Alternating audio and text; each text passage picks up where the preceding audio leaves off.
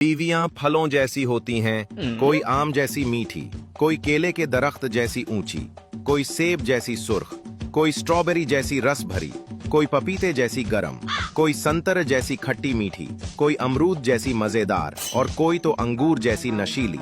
मसला तो मर्दों में है, नालायकों को तो फ्रूट चाट ही चाहिए, और वो भी मिक्स वाली। एक पठान आम के दरख्त पर चढ़ गया। आम के दरख्त पर एक बंदर बैठा हुआ था। बंदर बोला, तुम आम के दरख्त पर क्यों चढ़े हो? पठान बोला, अमरूद खाने के लिए। बंदर बोला, कर दी ना पठानों वाली बात, ये तो आम का दरख्त है। पठान बोला, कर दी ना जानवरों वाली बात, हम अमरूद अपने साथ लाया है।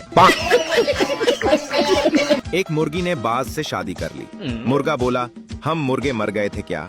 मुर्गी बोली, नहीं, मैं तो तुमसे शादी करना चाहती थी, मगर माँ बाप की ख्वाहिश थी कि लड़का एयरफोर्स में हो।